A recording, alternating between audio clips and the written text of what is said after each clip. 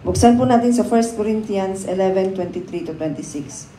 For I received from the Lord what I also passed on to you. The Lord Jesus, on the night he was betrayed, took bread, and when he had given thanks, he broke it and said, "This is my body, which is for you. Do this in remembrance of me." And in the same way, after supper, he took the cup, saying, "This cup is the new covenant in my blood.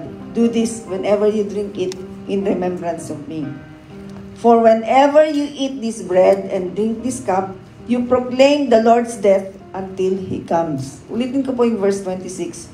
For whenever you eat this bread and drink this cup, you proclaim the Lord's death until He comes. Amen?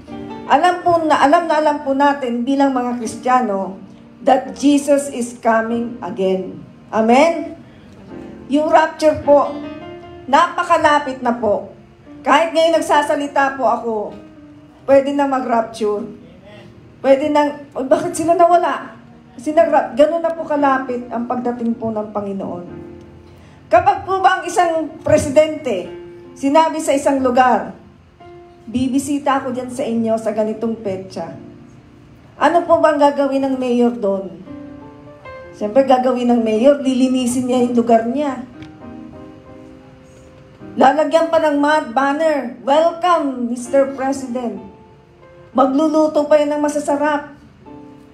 Magsusuot sila ng magagandang damit. In other words po, paghahandaan nila yung pagdating ng presidente. Tayo pong mga Kristiyano, alam na alam po natin, higit pa sa presidente ang dadating. Amen?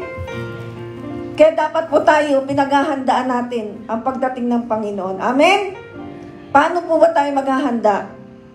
Sa Hebrews 12:1, sabi po, "Therefore, since we are surrounded by such a great cloud of witnesses, let us throw off everything that hinders and the sin that so easily entangles, and let us run with perseverance the race marked out for us." Bilang pong mga Kristiyano, paano po tayo maghahanda? Alisin na po natin ang lahat ng bagay na nakakahadlang po sa atin sa paglakad natin sa Panginoon. Amen? Tayo po, alam po natin sa sarili natin, ano ba yung mga nagiging hadlang para lumago ako sa Panginoon. So, alisin na po natin iyon. Amen? Magbabad na po tayo sa presence ng Lord, sa presence na po ng Kanyang salita, at kung ano po sinasabi ng Bible na dapat alisin natin sa buhay natin, tanggalin na po natin yon. Amen?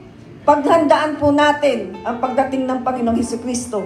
Malay po natin next week, doon na tayo magse-service sa heaven. Amen? Amen? Si Pastor pa rin po magtuturo sa atin. Nandun si Jesus.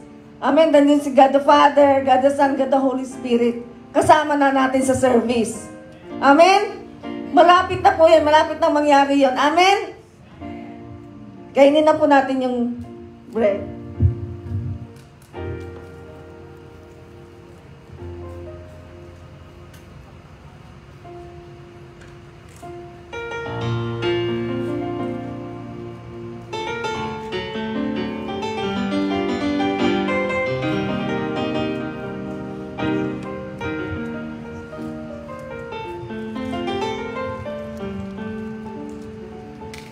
Ngayon naman po, inumin na po natin itong juice na nagre-represent po ng blood ni Jesus.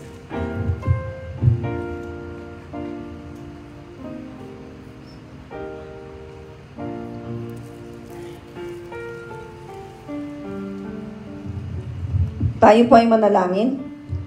Ama naming Diyos na nasa langit, we rejoice, Lord God. We rejoice sa lahat po ng bagay na binigay niyo po sa amin, Panginoon. Binigay niyo po ang Panginoong Hesukristo sa amin upang kami upang bayaran po ang aming mga kasalanan, Panginoon, upang kami pagalingin, Father God. Salamat po, Panginoon. As we wait for the second coming of Jesus Christ, we rejoice, Lord God.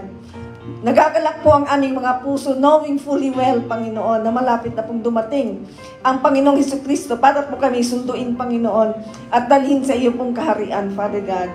Maraming pong salamat, Ama, sa araw na ito, sa tayong pangalan ni Jesus. Amen.